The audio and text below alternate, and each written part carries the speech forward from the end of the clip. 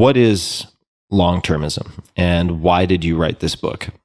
Well, long-termism is about three things. It's about taking seriously the sheer scale of the future that might be ahead of us and just how high the stakes are in anything that could shape that future. It's then about trying to assess what are the events that might occur in our lifetimes that really would have impacts, not just for the present generation, but that could potentially shape the entire course of humanity's future. And then third, trying to figure out, like, okay, how do we ensure that we can take actions to put humanity onto the right path?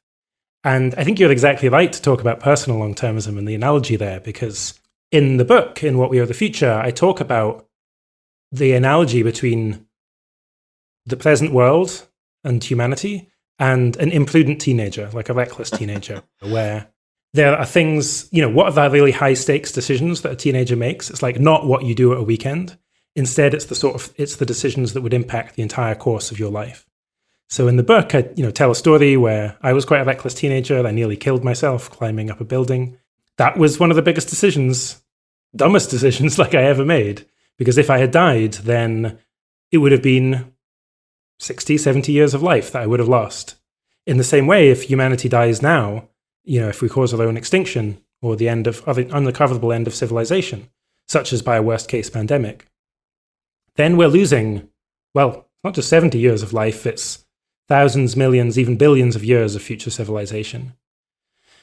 And so similarly, if, I made decisions as a teenager that affected the kind of whole course of my life, like whether to become a poet or a philosopher or something, I could have become a doctor.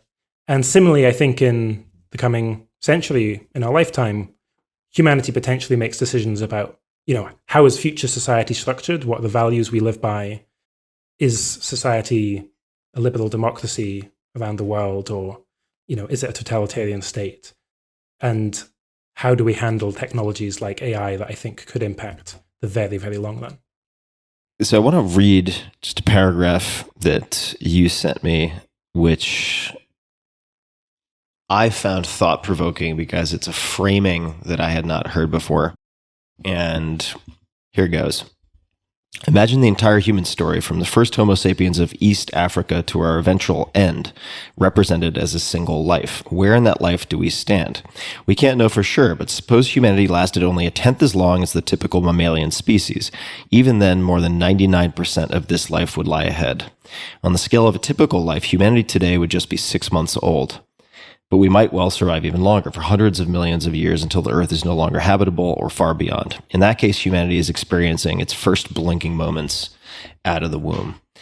And I appreciated this framing because my feeling, at least with my audience of listeners, is that there's a small percentage who are rushing headlong into battle with some vision of long-termism and feel committed to fighting the good fight, and a non-trivial percentage have decided it's too late, right? They've decided that the end is nigh.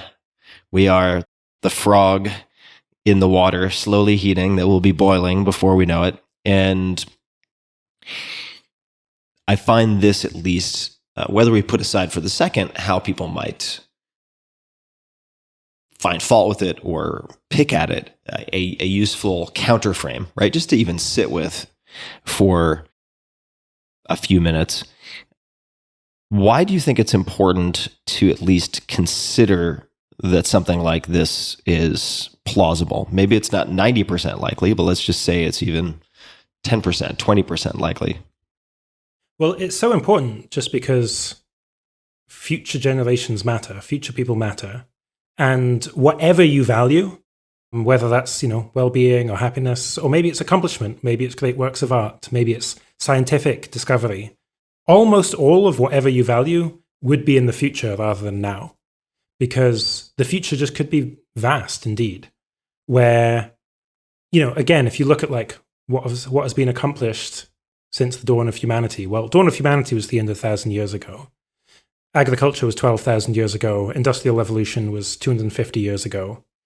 And yet, even on the scale of a typical mammal species, we have 700,000 years to go. Now, we're not a typical mammal species. We could last only a few centuries. We could last 10 years if we really do ourselves in the short term. But we could last much longer.